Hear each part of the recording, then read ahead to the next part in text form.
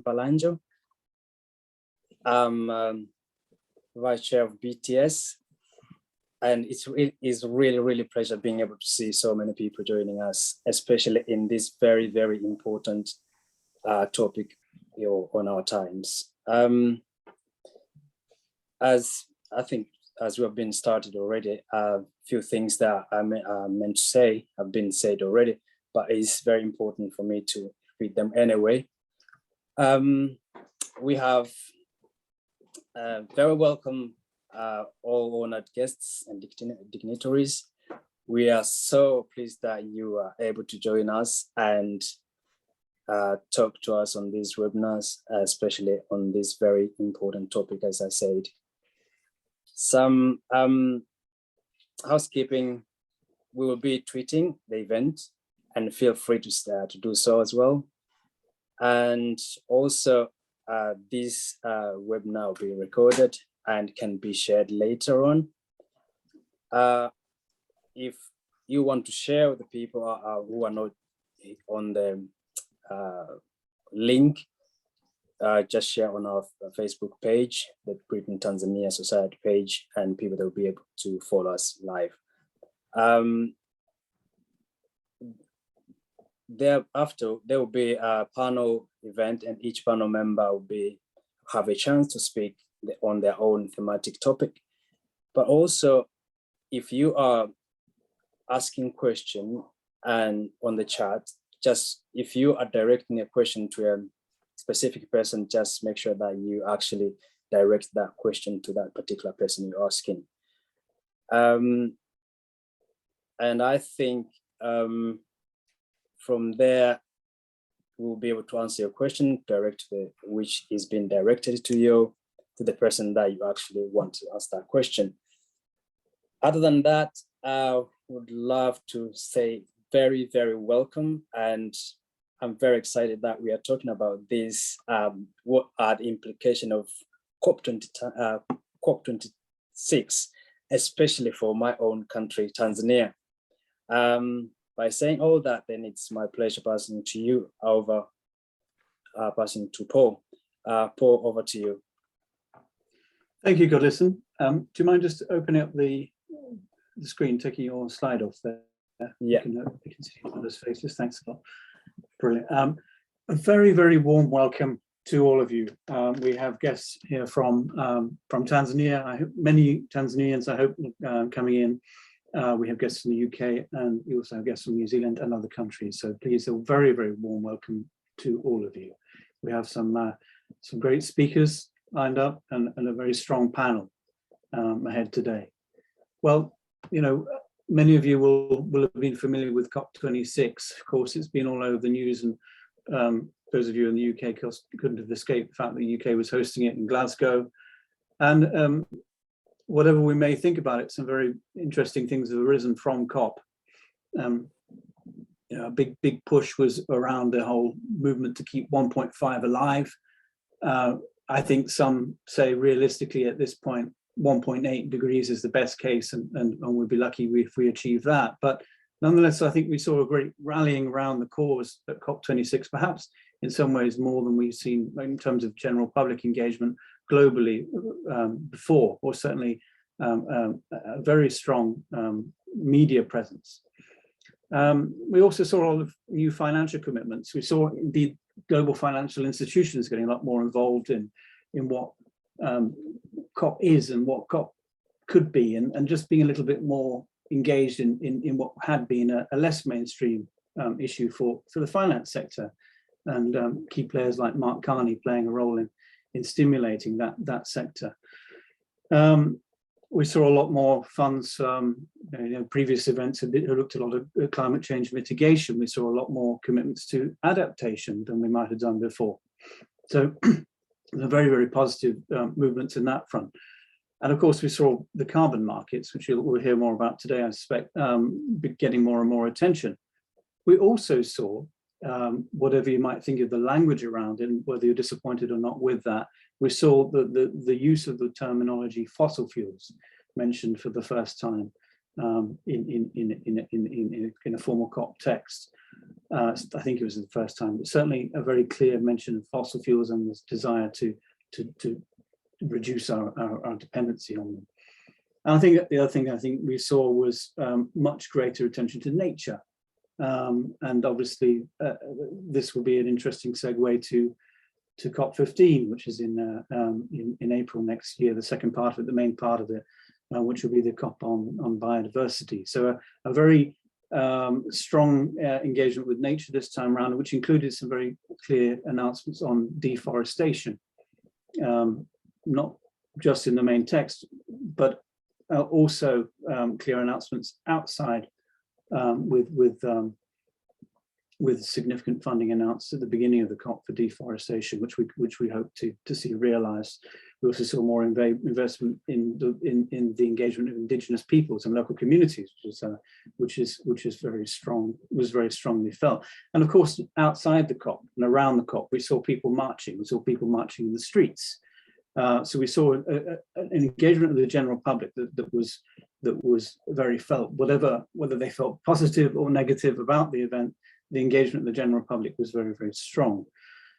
We also saw a lot more engagement of business, which I think has been a theme in various events over this year, whether from the IUCN Biodiversity Summit now to COP26, a lot more engagement of businesses themselves and commitments from businesses, and linked to that, a lot of deal making going on in and around the COP as to what businesses can do. So I think we saw a shift, but we're going to hear from various speakers and panelists today. And have we gone far enough?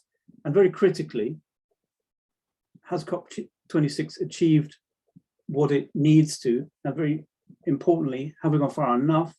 And most relevant for today, what are the implications for Tanzania?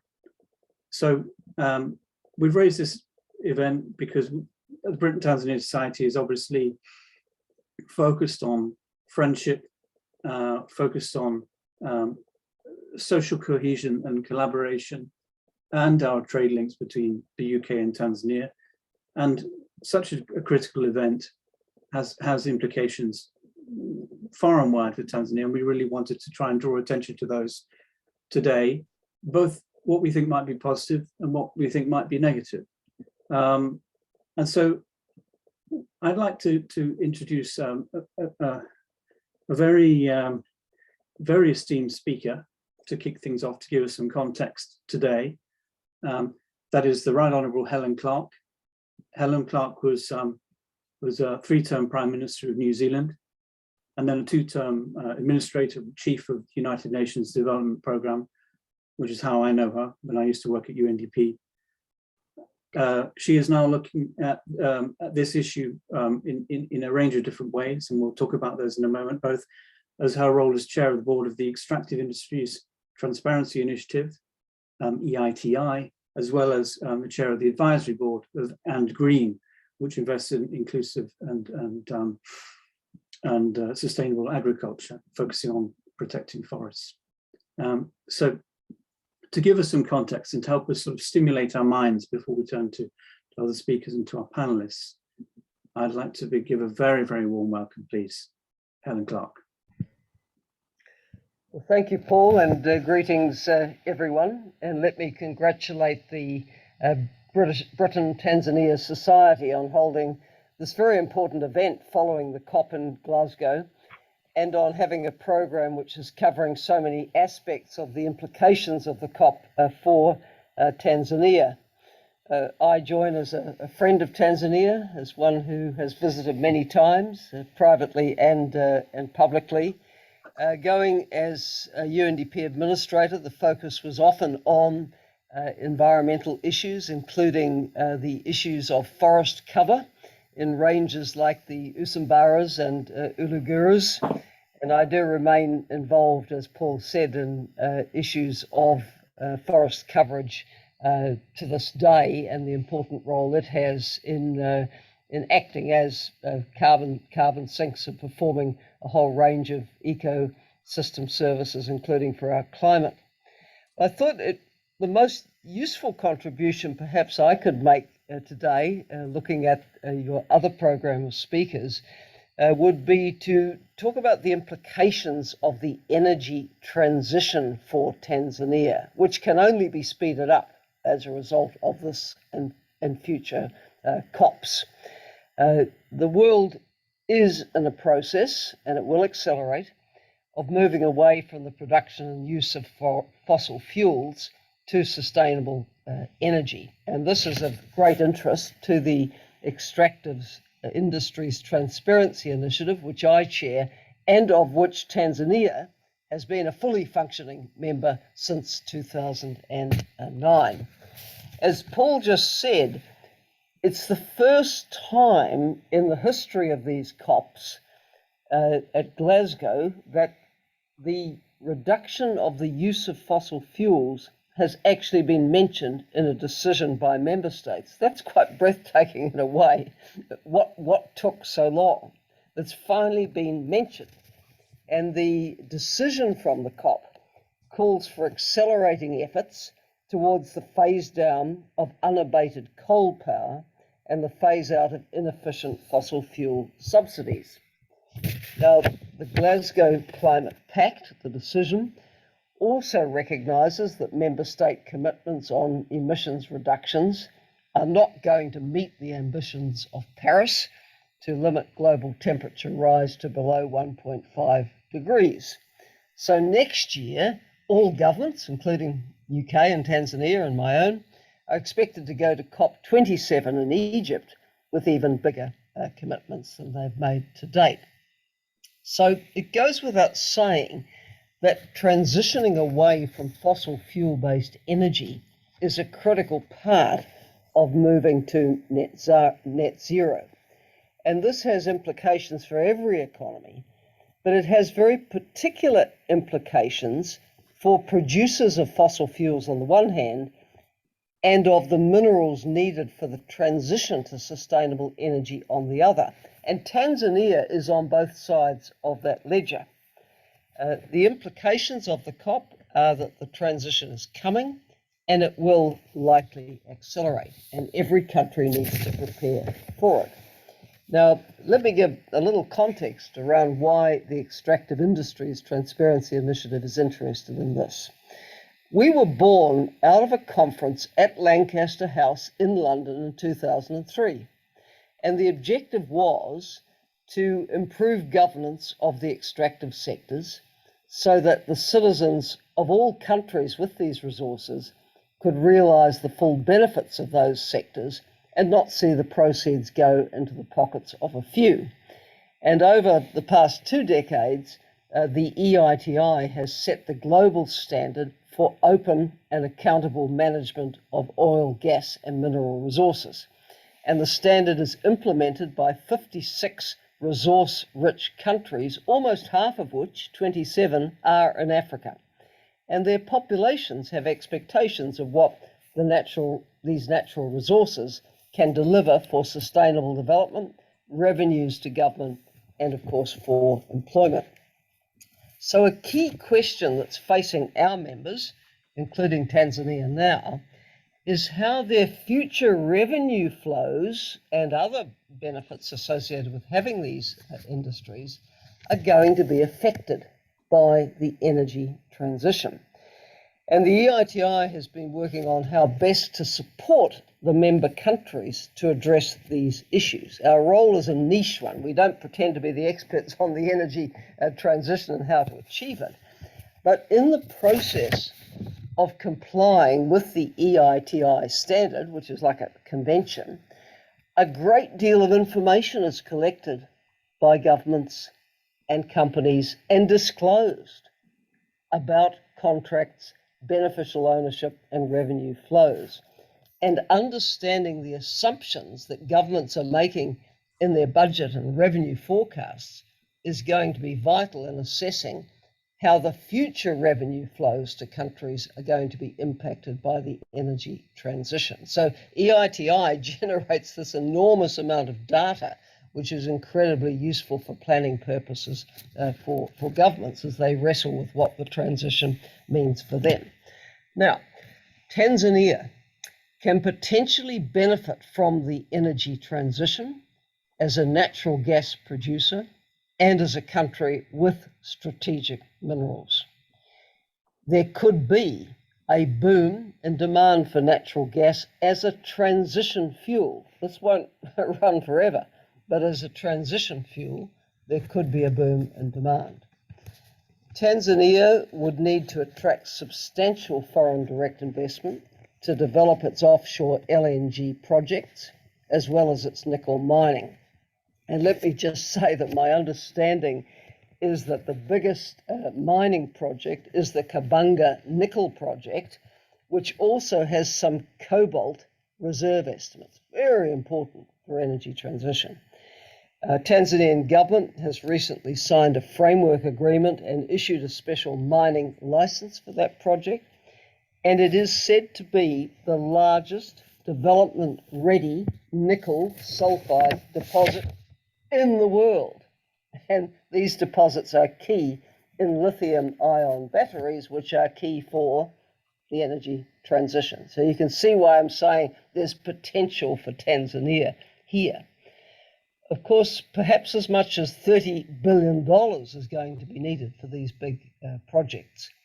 And securing large investments of quality in the current environment of high awareness about environmental, social, and governance standards will mean adhering to high standards of good governance along the whole value chain if Tanzania is to realise the full benefits. And let me say there are also exploration projects in Tanzania on very promising reserves of rare earths, graphite, and lithium, very important for energy transition. So my overall point, Paul, is that if Tanzania can realise strong governance in the sector, the energy transition holds considerable promise for Tanzania's economy and its revenue flows and its people. As a participant in the EITI, Tanzania will be working to comply with the standard that we have and ensuring that contract negotiations related to these critical resources are open and transparent. That's what the whole process is about, to mitigate against risks of transition.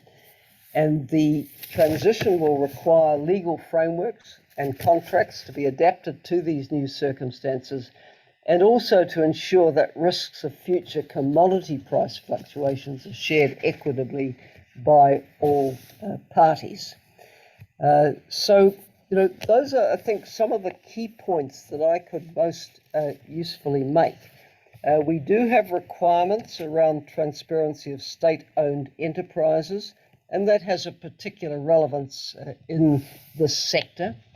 State-owned enterprises like the Tanzania Petroleum Development Corporation and the State Mining Corporation play a very important role in development of the gas and mining value chains, and all actors involved, including government entities, need to adhere to a very high standard of transparency and accountability.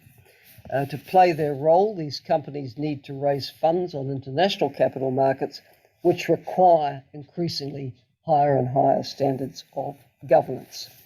Let me also say that in the development of long-term projects, which always carry risk, it's important to see that future generations aren't left saddled with a lot of debt.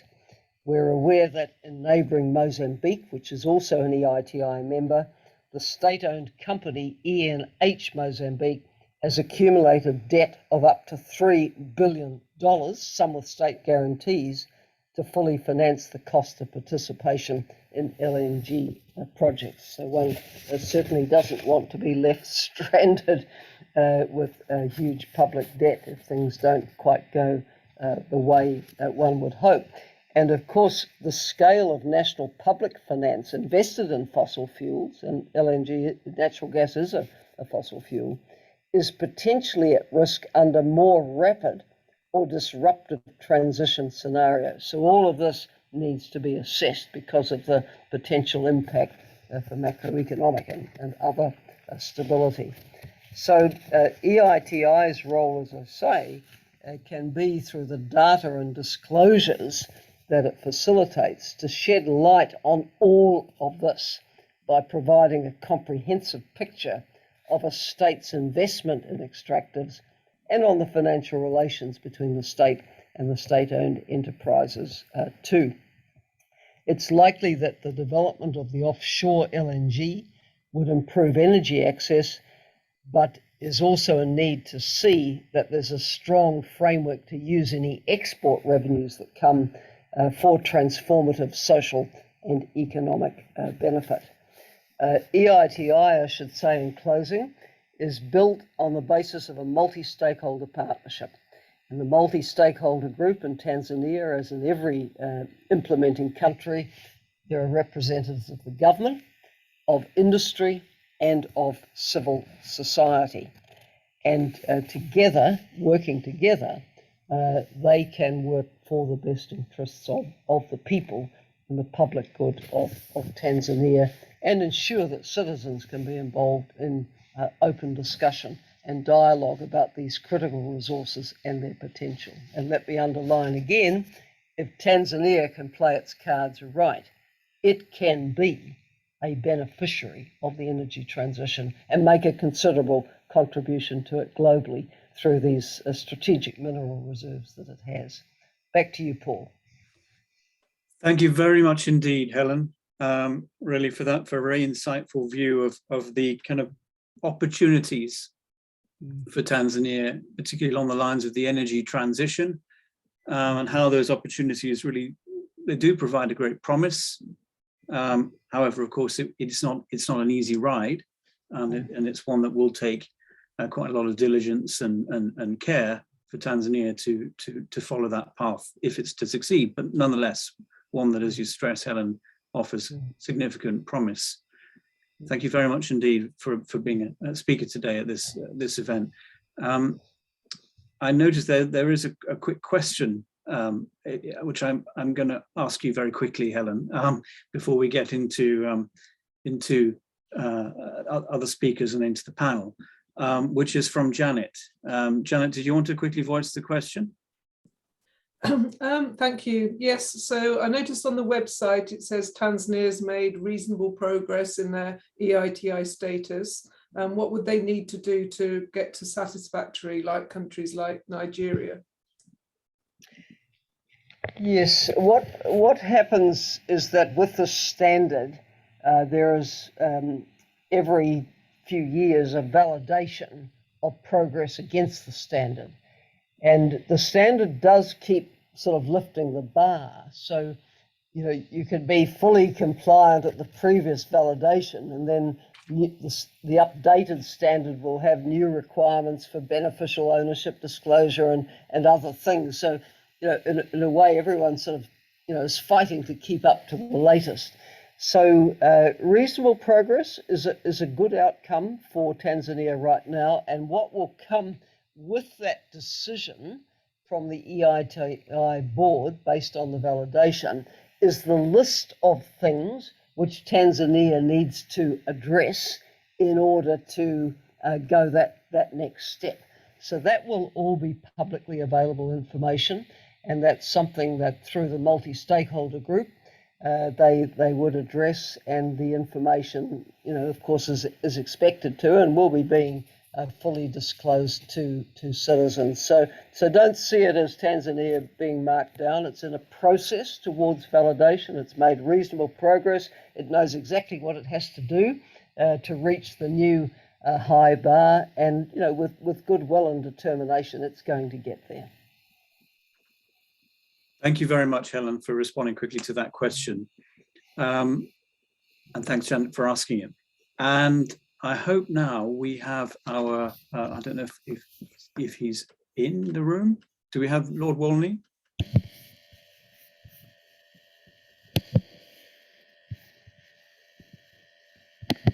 I don't think so.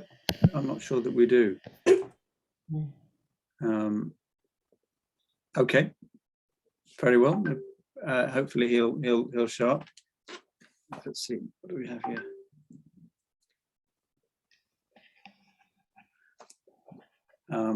Okay, it looks like there's been a timing confusion. Very well. I think what we'll do is we'll thanks again, Helen. We'll move now to the panel, and we now have an expert panel looking at various different elements of the implications of COP26 for Tanzania across different themes, and there will be an opportunity after the panelists have each spoken to provide to ask your questions, which you should put forward in the chat. And ideally, if you have, once you're listening to the panelists, can I ask people to, when you're putting your questions in the chat, to direct them to mention the names or the themes that you're interested in talking about, so it's easier for me to work out who I should be directing those questions to. I would like to, I hope everyone's got, the speakers, the panelists have got their connection to Zoom up and running. I'd like to start by asking Kenneth Davis Kasigila, who is the Senior Manager for Sustainable Finance, Outreach and Relationships at the CRDB Bank in Tanzania, to discuss financial aspects of the implications of COP26 for Tanzania. Kenneth, please, over to you. Thank you very much, Paul, for a very good introduction. And also, thank you very much, Helen, for the very good prospect that you have just shared with us. So there is a plenty of opportunities around the world to finance various climate change threats projects. But the question has been the capacity to prepare fundable projects to satisfy various funders. That includes Green Climate Fund, that's the United Nations largest multilateral fund that can also provide some financing to fund various projects. But also the question has been the challenge on preparing fundable projects to satisfy various donors across the world. So I'll be sharing with you some few aspects on the climate finance. But before that, I'll take you through the background, on how this climate finance came up on board. So please go to the next slide. So basically, the climate finance genesis came in from the Paris Agreement, where the Paris Agreement provides the framework for financial, technical, and also capacity building to support countries that may need support, but also the countries that are facing various challenges on the climate change. So from the COP26, there was a very clear commitment from the nations, especially from the developed countries, to finance various options through the mitigation and adaptation.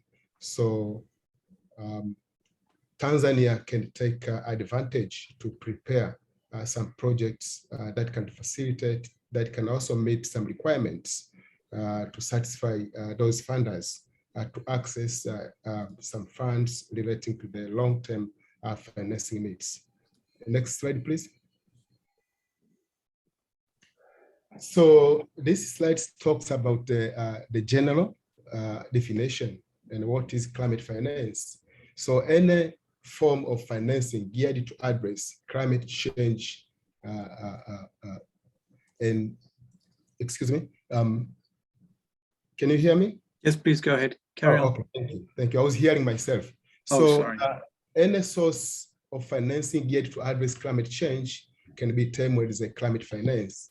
So we have seen from the COP26, it has been termed very well that there are facilities that can be accessed through the mitigation and adaptation projects. Next slide, please. So in a nutshell, there is a huge commitment from the developing countries.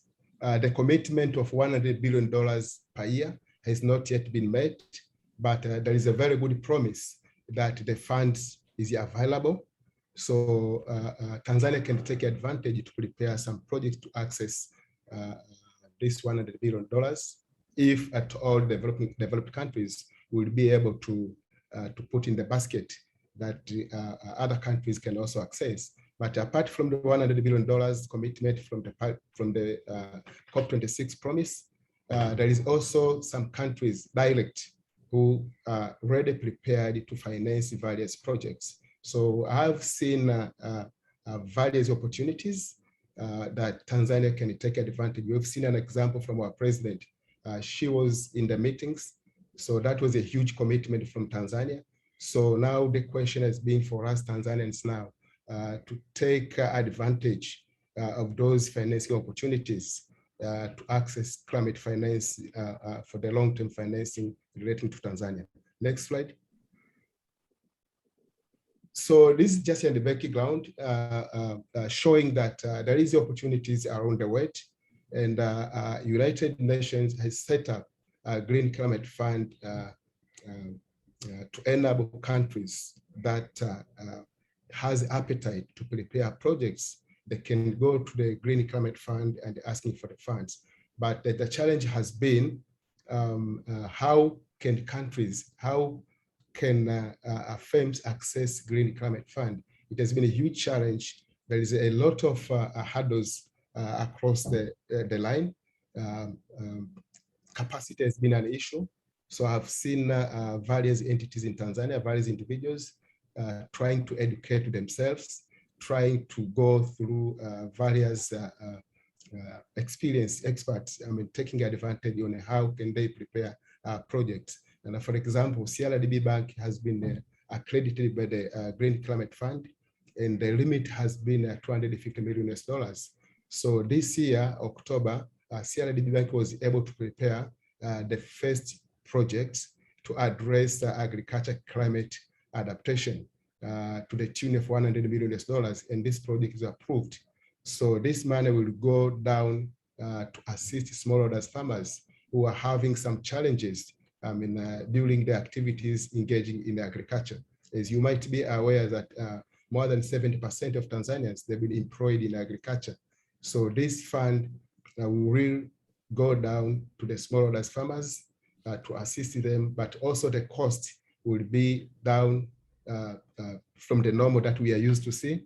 The price of lending has been up more than 15%, 20%, but CRDB Bank was able to engage through the Green Climate Fund, and now they've accessed this $100 million that will be going to the market possibly next year by Q1. Next slide, please. So I will not go into much details on this slide. So you'll see that for this one, I've taken it from Green Climate Fund. So what are the key sectors that Tanzania can take advantage of from energy, transport, ecosystems, infrastructure, agriculture, etc., to prepare the fundable project to access the funds? But there's been a lot of challenges to prepare these fundable projects from the doing feasibility studies, gender analysis, environmental studies. So there's a lot of challenges to prepare these fundable projects, but lucky enough, I can see there is a lot of experts coming up, joining efforts. So I'm seeing some possibilities of Tanzania going forward to access as many projects as possible, not only to GCF, but also to other funders. Next slide, please. So Tanzania has been very much advantaged in terms of documentation. So here I'm trying to show that Tanzania has recently issued the climate change strategy 2021-2026. So there's a lot of initiative detailed in that climate change strategy. So from the public sectors, private sectors can take advantage going through what has been detailed in the climate change strategy to access various financing across the world. But also we have this financial sector master plan that was recently issued in 2021. It's a 10 years financial sector master plan. It details a lot of information on the long-term financing needs. So I've seen there's a lot of documentation already for Tanzania to take charge to access various financing. But we are in the right track. So I'm very much sure that CRDB has shown the way. So there will be other public sector and other private entities that will be able to access various documentation and also to access this funding. Next slide, please. So in this slide, I was just showing, I was just trying to show the commitment that was made by our president going all the way to the COP, and I was also part of that meeting. You can see myself in some delegation. I'm meeting some United Kingdom delegation, high level, and also meeting John Kerry from United States of America. So speaking to all these figures, I've seen there's a lot of commitment where Tanzania can take advantage. Next slide, please. So this one will be my last slide. A lot has been spoken, the outcomes of the COP26, but my area is on the climate finance. I've seen huge commitment, and now I'm seeing the Paris Agreement in action. There is a lot of hurdles that was not possible in the past COP meetings, but I've seen now that we are moving in the right direction, and I've seen that there's a huge commitment. It's just for us now to be ready to take this challenge, to join the wider international community, fighting against the climate change. So this, I think, will be my last slide. Otherwise, I'll be happy to take any questions. Thank you very much. Thank you very much indeed, Kenneth. Really insightful understanding, and clearly Tanzania has done a great deal already in terms of its preparedness for climate change and tackling climate change issues, and with its strategy and with all the areas you just indicated. I'm particularly sort of heartened to see how you talk about a reduction of hurdles and an opening up to the way forward, and a sense of greater commitment in Tanzania, but also greater commitment outside to what's going on. I would like, rather than take questions one by one, because just in the interest of making sure we get through the speakers okay, I'd like to now move into a related but slightly different theme, which is where the finance links into forestry and carbon. And give a warm welcome, please, to Joe Anderson, who's the founder of Carbon Tanzania, based in Arusha in Tanzania. Over to you, please, Joe. Thanks very much, Paul. Thank you to the Society for inviting me to speak, and I'm very happy to be here today. Slightly nervous because my daughter is on the webinar, so I've got to make sure I speak with some authority at least. So she's going to keep me honest. But no, I'm just going to give you a brief overview of the position on forests and forestry and how it fits into some of the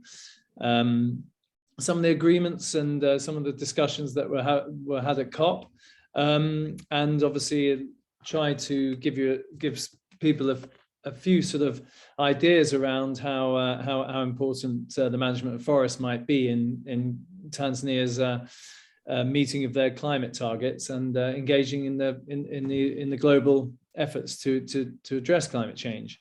The Glasgow Climate Pact that Helen mentioned, of course, does include specific references to the need to halt and reduce forest loss across the globe, which is fantastic. There was a huge statement on biodiversity and forests on the second day of COP, so that was really encouraging for all of us who work in forest conservation.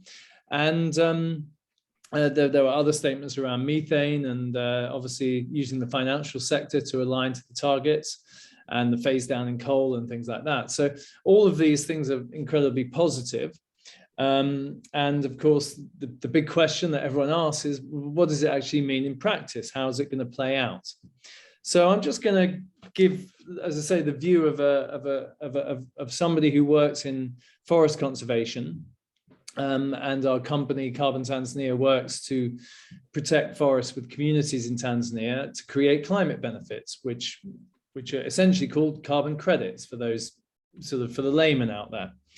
So I'm just going to sort of outline how it all fits into Tanzania's NDCs first. Now, Tanzania has, they've been mentioned already in this webinar, we have something called nationally determined contributions, which are Tanzania's commitment to reduce its own carbon emissions and that's as a contribution to the global effort to reduce carbon emissions in general.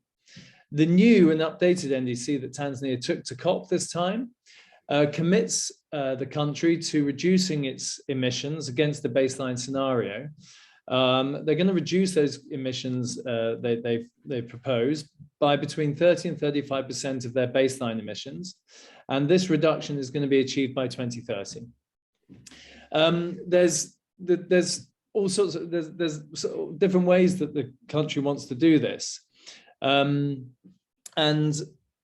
the areas that they're focusing on for the mitigation of carbon emissions, at least, are energy, agriculture, waste, and land use change and forestry. Now, forestry then fits into that last bucket, the land use and forestry sector. And the reason this is so critical for Tanzania is that 72.7% of all of their total greenhouse gas emissions in Tanzania come from land use and forestry, forest loss, land use change, and all the emissions that are associated with the loss of habitat. So that's 72.7%. That's a huge part of Tanzania's emissions profile. So dealing with that is obviously going to be one of Tanzania's most productive ways of meeting its targets.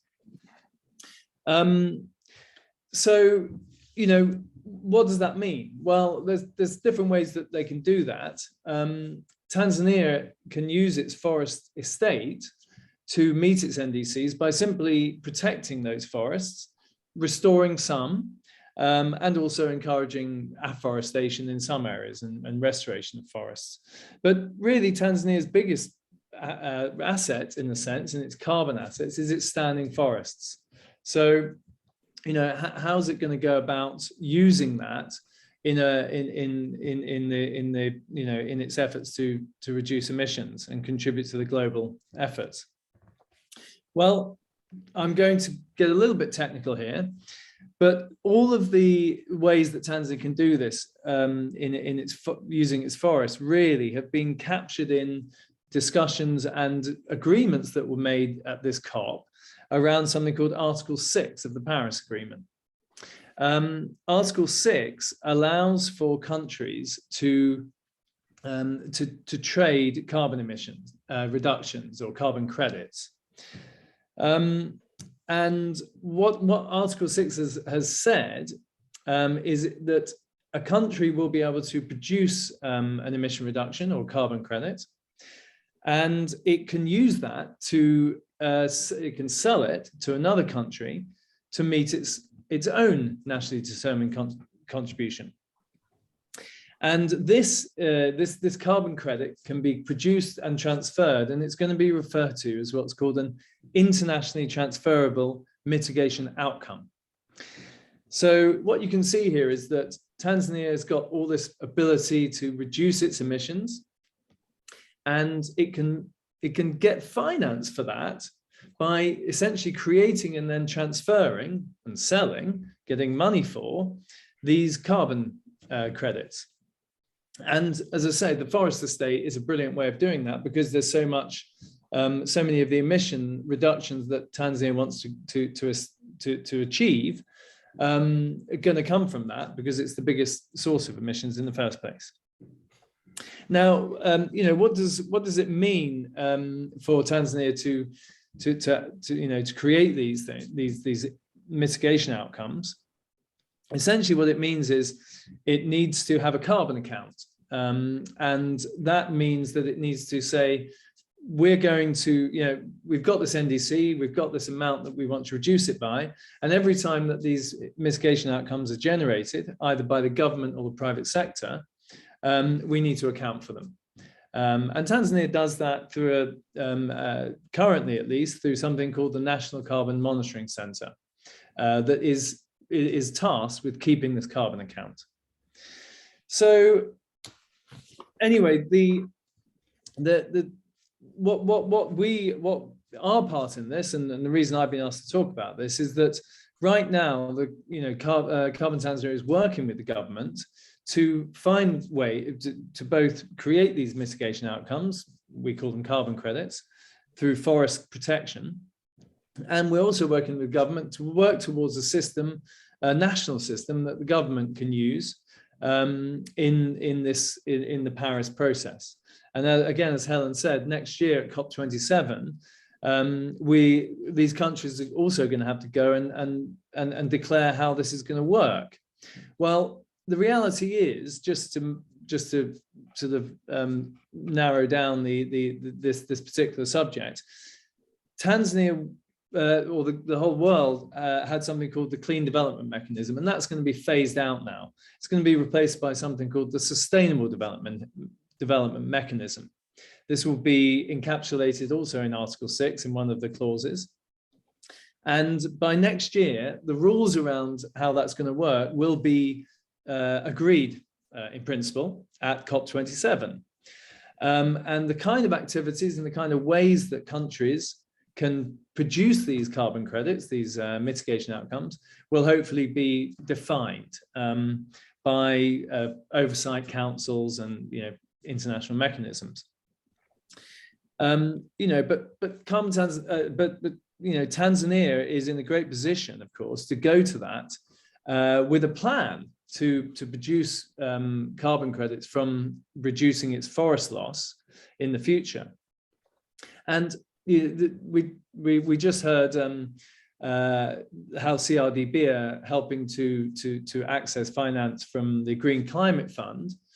But the reality is that the finance for this, for financing the protection of forests, there is much greater finance actually available right now from the private sector, from private foundations, and from huge amounts of commitments that have been made over the past 2 years from the private sector. We've got Jeff Bezos's Earth Fund, which is $1 billion.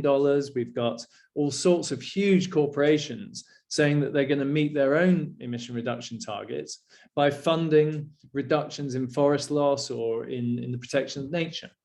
So, the message I'm going to just put out there, and obviously I'm happy to take questions about the details, is that while we have some formal financing mechanisms that are in place and that need to be acted on by the government, in the immediate term, there's a huge amount of potential for the government and the private sector to collaborate in accessing money that is on the table today for creating emission reductions from forest assets in Tanzania.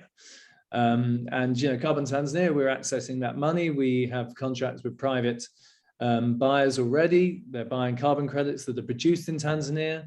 They're produced on community forests, so they're completely inclusive, and they contribute to the SDGs and to rural livelihood development. So right now, the government and the country and communities have a great potential actually to access that already. And as I say, while we'll need to move towards a more formal mechanism for accessing international climate finance, the money that's available now is very real and is mostly being provided by private sector players out there. Right. Joe, thank you. That's where that's brilliant. I really appreciate it. Jonathan, thank you so much for your contribution there. I think you've managed to sort of unpack for us quite a very complicated process of carbon accounting, and in a way that to me came across very clearly, and also then to show what that means for Tanzania, and I think really painting a very open way forward for the opportunities there that can be had, both from current and future financing mechanisms, and also really clarifying what Article 6 means and what it can mean for Tanzania and in the future. Thanks very much for that. There are questions for Joe, as there are for Kenneth, but I want to just give everyone a chance to speak first, and then we'll come back to those questions. So thanks again, Joe. A very, very warm welcome to the next speaker. And I'm aware that you're on the road, Nima, but if you have a chance to put your camera on, that would be great. If not, then don't worry. But I'd like to welcome now Nima Lugangira, who is a member of parliament in Bukoba in Tanzania, and she is chair of the parliamentary caucus on food safety, and she will be giving us a viewpoint on agriculture. Over to you. Thank you, Nima. Thank you. So I'll just quickly put it on so you see I'm there, but I'm on the road and the network is quite bad. So just excuse me because of the rural connectivity. Apologies. It's fine, I can hear you fine. Thanks, Nina, too. Okay, thank you very much. And thanks very much for the British Tanzania Society for this opportunity. And it's really great. And it was very inspiring to hear Her Excellency, Madam Helen Clark speaking. So my part is basically on agriculture and the impact of climate change on agriculture. And I'll try to use the time that I've been given. I firstly want to highlight that it's very important for us as stakeholders to understand the impact that climate change has on agriculture, because it's said about 76% of the world population gets, most of its daily nutrients from plants. And when we talk about climate change, which is already causing droughts, flooding, it can truly destroy staple food crops.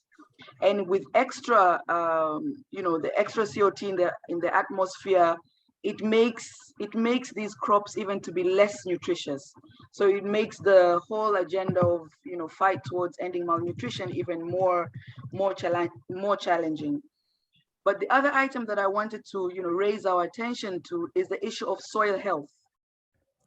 Oftentimes when we're discussing climate change, we tend to focus more on the environmental impacts, but it's high time we also consider the impacts on the soil, because it's well known that climate change can have high impacts on the soil by reducing the organic matter in the soil, the structure of the soil, and increasing the vulnerability of erosion, the degradation, etc. As well as water also has an effect on soil. Recently here in Tanzania, we've been experiencing challenges of our water sources drying up. And if that happens, even the water in the soil will have an impact. Automatically, there'll be an impact on the agriculture sector. There'll be an impact on the yields. So while we're also making these efforts of climate change and how to ensure that, we minimize its impacts, so we need to look at, the soil health, but also the seeds. How can we come together as climate change advocates to ensure that we are also preserving the local seeds? There are different countries that have local seed restoration projects.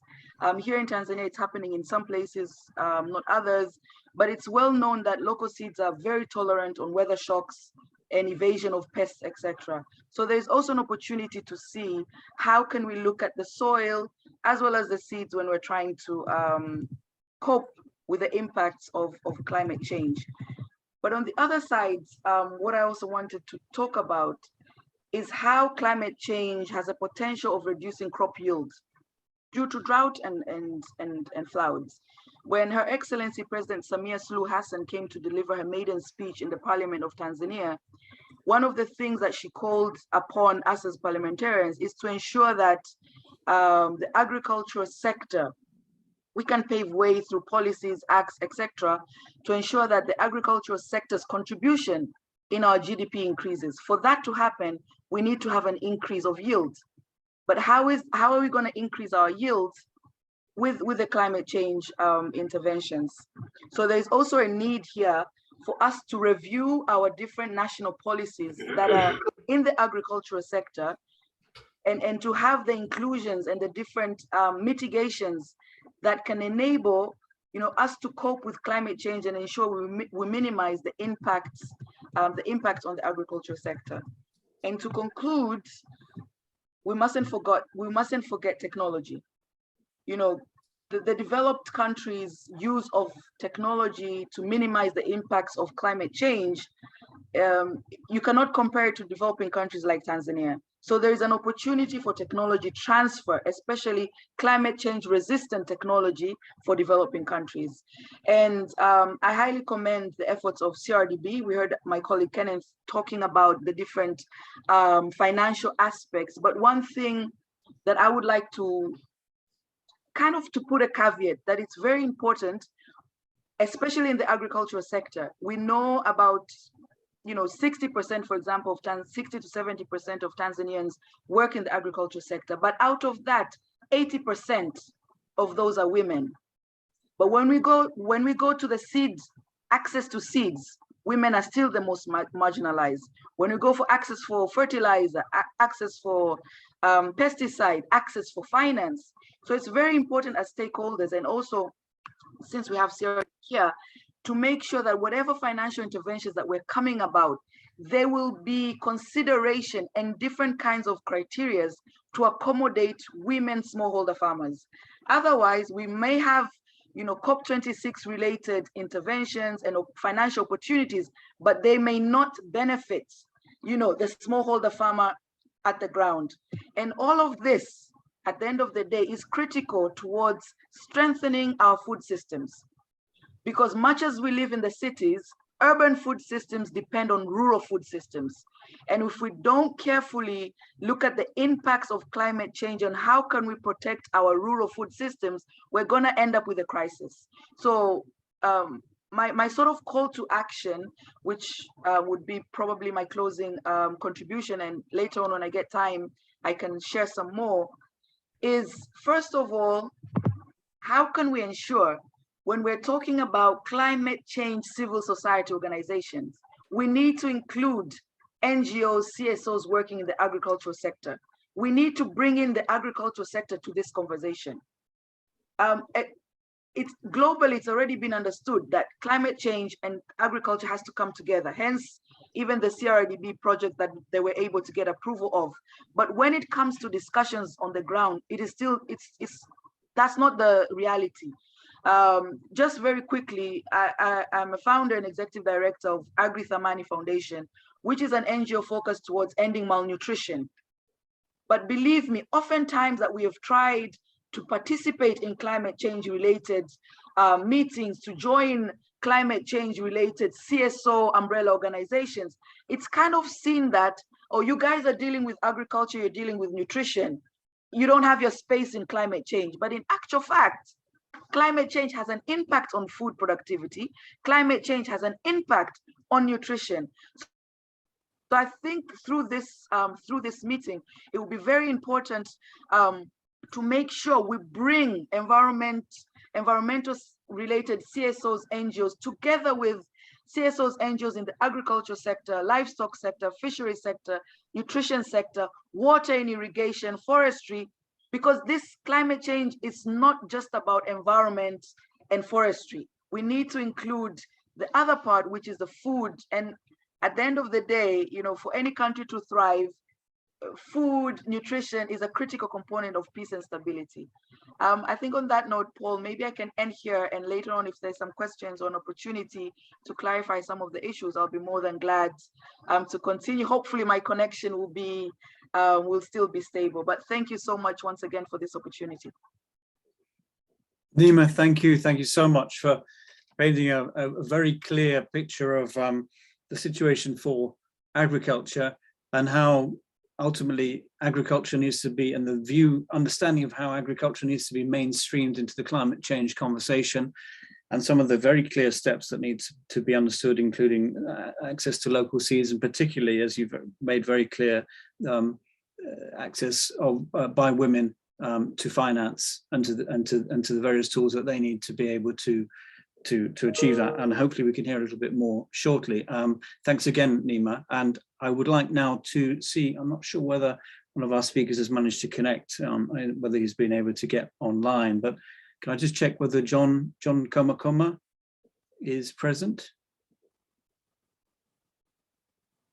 I think perhaps he's not, because I've just tried to connect to him. Perhaps we'll hear from him in a moment.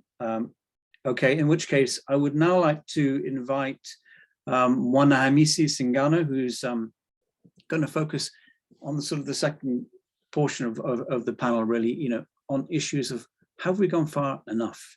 So Mwanahamisi Singano, the floor is now yours. Thank you. Thank you so much. And again, I stand in all the protocol that has been observed. And I wish to express my gratitude to be invited in this conversation as well. And as I've been asked to speak on, has the action been, do we have enough action? And allow me to be following the conversation, allow me to be the dissenting voice in this conversation. But to start by saying that I do strongly feel that we have missed an opportunity in COP26 to deliver an ambitious commitment to the scale and magnitude that the climate crisis challenge demand us to. We do know, I think this COP specifically was convened after on the backdrop of IPCC report, which clearly said that we don't have time and we need to act now if we have to keep that 1.5 degree commitment alive. But it was unfortunate that we still, I think, parties, and specifically I want to single out Annex 1 countries, developed country, that we feel that we have time, we can still negotiate, we can still, bring politics to it. So we have seen a lot of rhetorics, and I was fortunate to be in Glasgow for 2 weeks. And in the first 2 days, we, as the COP opened with the Leaders Summit, we felt, yes, this COP will have ambitious commitment, but also will have commitment to the scale that the crisis demand of us. But it was, as I said, unfortunate when now we went, the limelight and the platform for the head of state was closed, and we went to the room for negotiation. We saw the lack of commitment to push ambitious commitment from the side of developing countries. And I think in specific, what I would wish to express, which was the biggest hurdle this year in the COP, was lack of access, especially for civil society, and especially for even us women of color, which it has been hard to attend this COP in particular because of all the constraints. It was, I think, one of the expensive COP because of the cost associated with accommodation. But when we get there, if you had a yellow badge, it was almost impossible to access the negotiation room. And that was, I think, in so many ways, it didn't bring the spirit of the multilateral need to address the challenge that we all face. And we have seen COP has delivered an additional meeting and additional processes, but I strongly believe the commitment of $100 could have been firmed up in this COP. The loss and damage could have firmed up, and we could have the resources adaptation gap as closing the adaptation gap, as most of African countries have asked for it. All of those we expected to have tangible, concrete decision, but we got the processes, which I think it's sort of like delaying and speaking to that idea that we still have time, we still can fix this later. But specifically now to what has it meant to Tanzania and what does it mean to Tanzania moving forward? And that has been introduced. I'm a feminist, so my primary goal, apart from following the technicalities on loss and damage, that was my area, but in climate finance, but also particularly following the integration of gender issues in all this decision. And we have seen, for example, we had a decision on gender, but we have not seen the progress in terms of implementation of gender action plan, which was adopted. Specifically for Tanzania, we feel even though the president was part of the signatory of a Glasgow Women's Leader statement, but yet Tanzania, for example, have not appointed the gender focal person to UNFCCC, even though 35 other African countries have done so, but Tanzania has not done so. And this really show where our priorities are. So to me, I feel one of the immediate steps that the government has to take is to appoint the national gender focal person. But also we feel there ought to be a shift a narrative, especially for Tanzania, because for so long we've looked at environment as climate change as environmental issue.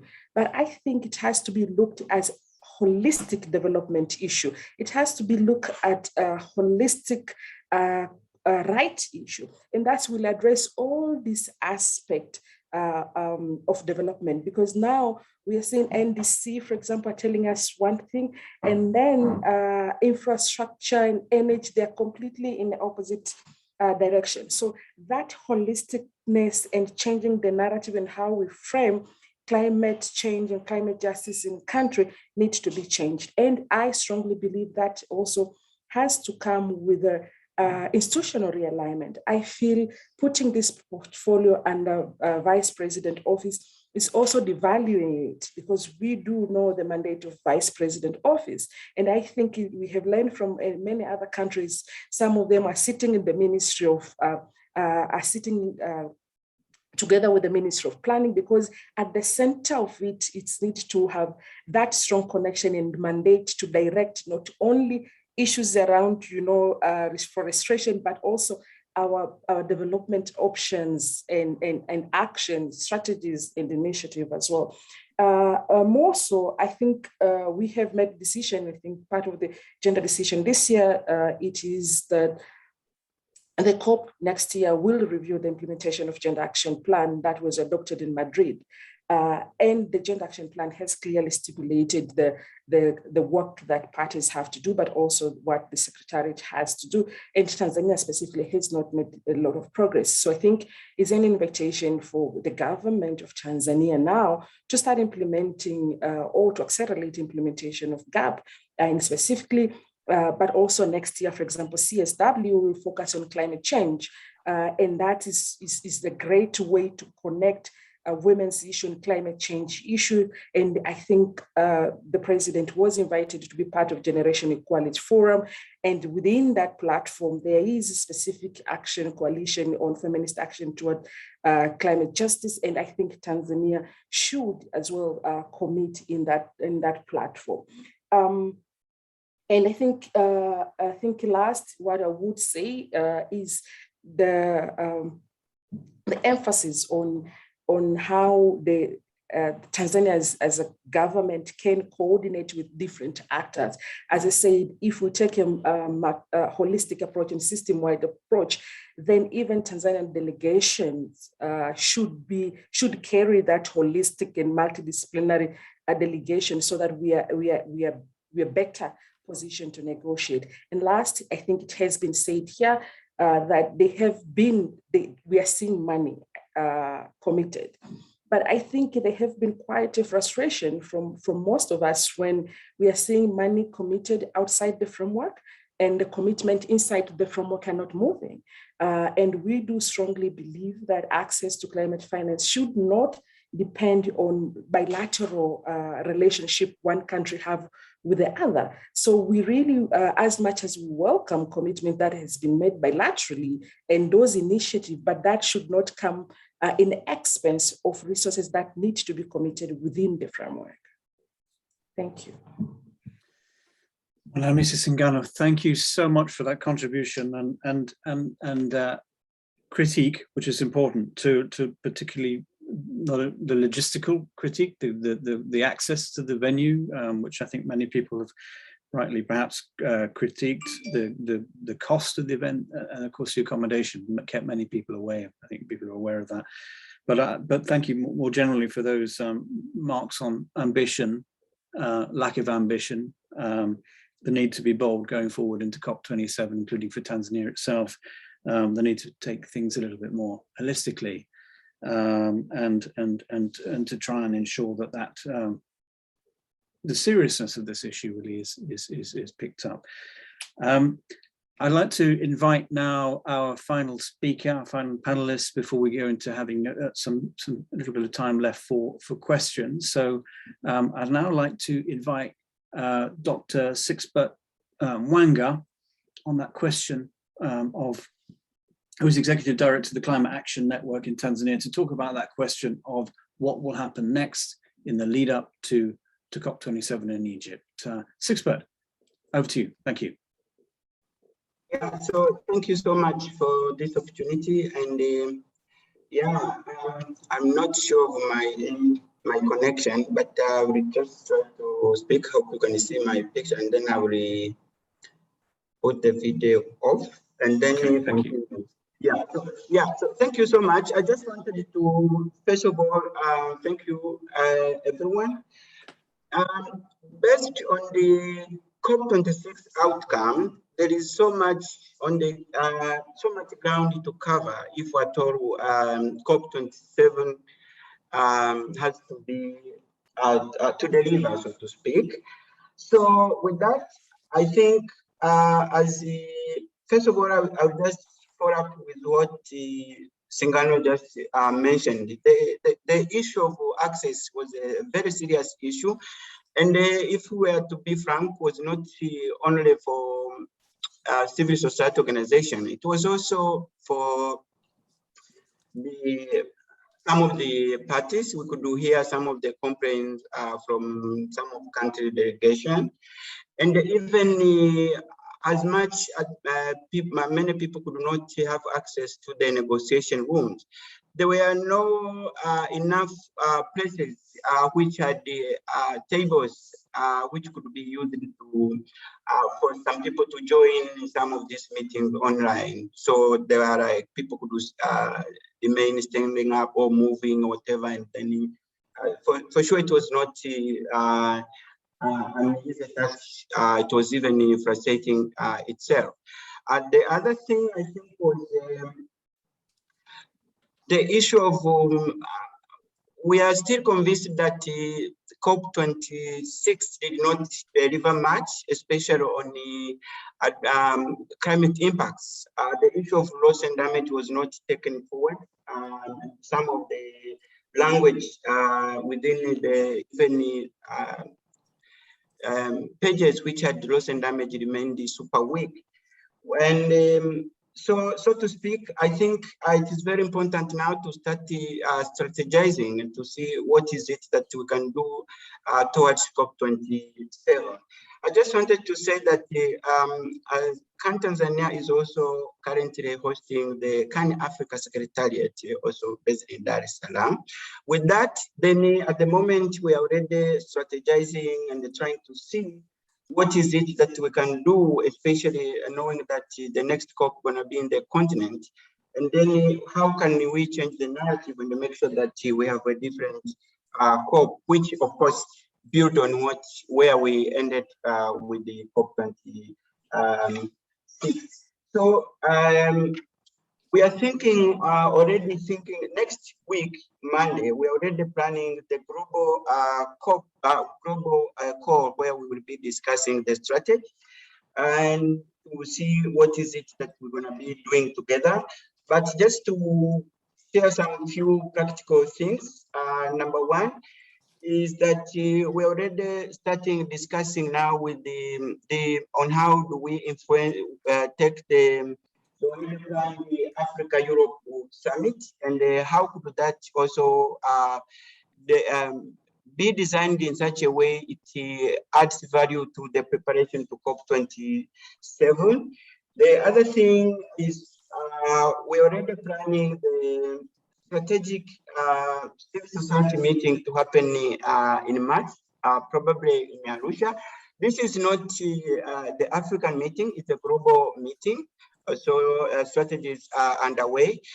Some of the issues we're going to be pushing, first of all, as I said, is to strategize. But number two is to make sure that there is inclusive participation. There's a space for influencing the process within the COP itself.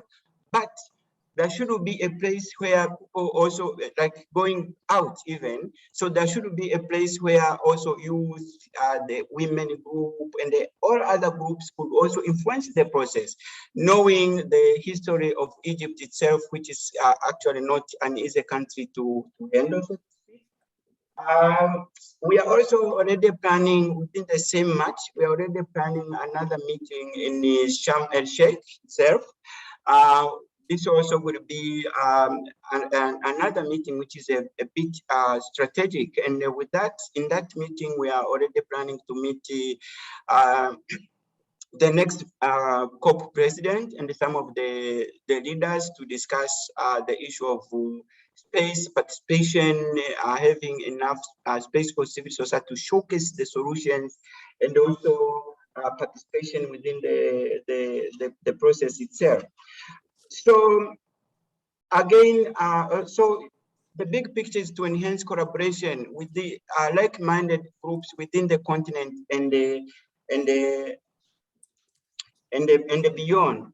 So I think the other thing now we are already planning, I think there's going to be another meeting probably somewhere in April to again really discuss and strategize the way forward based on what we will be getting from the discussion we will be having in Sharm el-Sheikh.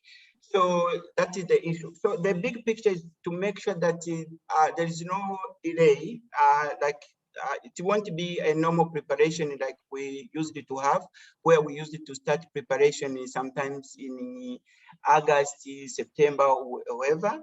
This time we want to start as early as possible, and probably within this year, we are going to use spend well December, and then the remaining part will be finalization and the actual meetings next year, in the first quarter of next year. I will stop there so that we have enough time for questions. Thank you so much. Thank you very much, Sixbert. Thanks indeed for that. And I think you make a a couple of points very clearly. One is that we need more space for dialogue. That we didn't get that necessarily at COP26. We need to make sure that we have that at COP27. That there isn't sufficient space for engagement and dialogue. And then we need to plan. We need to plan ahead. We need to get going soon. And I'm very grateful for the efforts that you've defined and laid out there. I wanted to give the opportunity to Lord Walney to give closing remarks. And he's come in late. Unfortunately, there's a logistical issue there, so don't worry at all, John. But before I do so, I wanted to see if we can have maybe 5 minutes to just discuss and hello, John, to discuss any kind of key questions. And I'm going to just try and pick up on, there are many questions here. Helen Clark has now left the meeting. It was 4 a.m. in New Zealand, so she's gone off to bed, and very kind of her to come in on such a late hour. So I won't be able to ask her any questions, but in terms of the panel, let me just see if I can pick up a quick question here. I want to pick up a question for Joe briefly from Ben Taylor, which is, how do you ensure that protecting a forest doesn't shift the problem down the road to a neighbouring unprotected forest? Thanks, Paul. Thanks, Ben. I did answer you very briefly in the chat, but there are some very rigorous international certification standards, certainly in the voluntary market, that allow this to be accounted for. And then thinking more at the national level, the same will have to be applied to any efforts that Tanzania make in meeting its NDCs. And I mentioned that Article 6.4 is going to include this new sustainable development mechanism, which again will have to have similar provisions. You will have to demonstrate as a project developer or as a government that, as you say, any protection measures you put in place do not simply shift the problem to other areas, or that is minimized to a reasonable extent. But the simple answer at the moment is that all the voluntary accreditation standards have extremely rigorous methodologies that allow you to account for what's called leakage, and also even just for the risk of failure of your activities to a certain extent. So, that's the best answer. There are a lot of technical details behind how that actually works, but as I say, there's some very sophisticated modeling and certification standards that we follow to ensure that that's not a significant issue in producing carbon credits from, in our case, forestry activities. Yeah. Thanks, Joe, for that. I want to just make sure that we have got sufficient time to let Lord Walney speak and provide some thoughts. As Lord Walmley is the UK's trade envoy to Tanzania, has recently been in Tanzania just only a week or so ago, and also was at the COP26 and able to meet with the Tanzanian delegation. So Lord Walmley, these will be your closing remarks. Very, very grateful to you for coming in, and apologies for the mess up. No, my apologies. The communication on this was thorough, and I just failed in all of your emails to realise that, of course, you were talking about EAT, not GMT, and it was only once the event started, and I was in the middle in the car picking up my daughter. So I realise this is unsatisfactory, because I was really looking forward to hearing the expertise here, and I'm conscious I'm coming in at the end, relatively new to the brief and without that grounding in climate finance. So, I mean, let me first of all say that it's great that this has been recorded, and I'm looking forward to going back and listening to the debate, and I may, if you don't mind, come back to some of you one-to-one, because I am clear that this is not only is it of critical paramount importance for the globe, and I have been one of the parliamentarians that has accepted the push on us to see this as a climate emergency, and to rapidly accelerate beyond the significant progress that was made at COP, but recognizing that COP was at best a staging post, and there needs to be a significant acceleration from here. But let me just say briefly that my week in Tanzania last week, it gave me a real sense of optimism. Joe Anderson, I saw your colleague Mark, who's on the ground in Carbon Tanzania in Arusha, and many others, and the conversations with ministers. I saw a number of ministers and the president while I was there, and we had a successful business forum event, and so much of that rightly was geared towards how to make climate financing work, and how to make the changes in energy production and energy consumption, and the increased agricultural yields, and I imagine all the issues that you will have been talking about that I have missed over the last hour or so.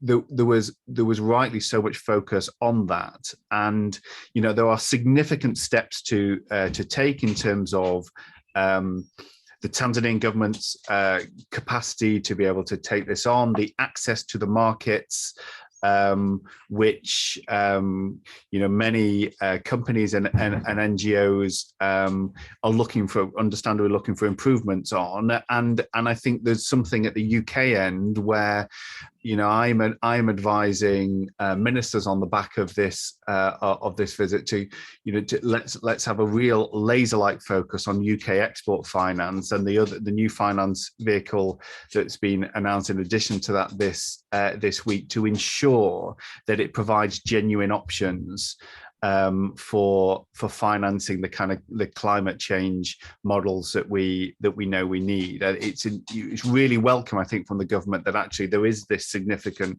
shift towards financing, but whether it works or not will depend on whether you can overcome barriers in country to actually get the money flowing, and that's going to be that's partly about the detail, but it's also, I think, about the attitude that we have in the UK to being determined to make this work and to overcome those barriers. Thanks very much, Lord Walmley. Much appreciated. I'm just going to see whether there is an opportunity for a couple of minutes. We've got 2 minutes left. I'm going to give a quick opportunity now for Nima to give a couple of minutes of additional insights based on what we've heard, and then we will bring the whole thing to a close. Thank you. So Nima, over to you, please. Thank you very much for this opportunity. And I must say, as Lord Walmley was speaking, and hearing him echo the importance of linking efforts of addressing climate change and agricultural yield productivity, that is so important, especially for a developing country like Tanzania, whereby 60 to 80% of the population is depending on the agriculture sector. Maybe what I can do is, since we've caught him here, is to pose a question for him directly, in the sense, what is his opinion, or how can he envision supporting Tanzania, and this is following up to his visit to Tanzania, is bringing together efforts of climate change and the agriculture sector. Because like what I was mentioning earlier, I'm of the opinion that agriculture sector is kind of been sat on the bench, put on the bench. And while we're driving climate change, we're focusing on environment, forestry, etc. But what should be done to bring to the climate change discussion table the issue of agricultural sector, the importance of nutrition and technology, and ensuring that women, who are the most vulnerable and who produce the most food, will be part and process of all of these initiatives. And sorry to do that to you, Lord, but you know what they say, when you see someone like you have to take that opportunity. So here I go. Thank you so much. Nima, thank you. Please call me John. And I in the very short time available left, but I think there is a huge opportunity here. There is no reason in terms of science why many of Tanzania's neighboring countries, if you don't look through a climate change lens, but look at agricultural yields, there's no reason why the coffee production sector, for example, is generally in a number of Tanzania's neighbors producing higher yields than in Tanzania. The climate is there. There are rich natural resources, and there is expertise that is really keen to get there. So the business forum that we had last week between UK government, Tanzania government, and UK and Tanzania businesses was exactly the kind of thing that we need to be doing, I think, in understanding what are the cultural or administrative or legislative barriers that are stopping these changes. And if we can get this is absolutely win-win-win, in the sense of, this means for UK business looking to come into this means, greater levels of business and profitability. That absolutely the same on the Tanzania side. This means raising yields, means raising the amount of revenue that you get, raising the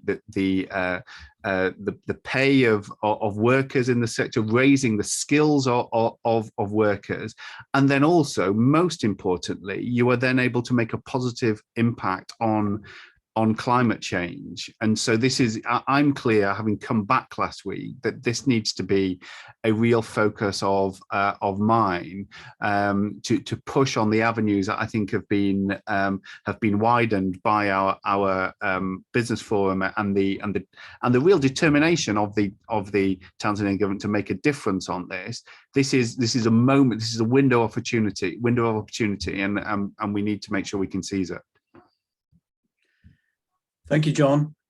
And thank you, everyone. That word of window opportunity, I think that's really something that summarizes this meeting. We've heard across the board from a very wide range of speakers across key sectors that are affected by climate change today.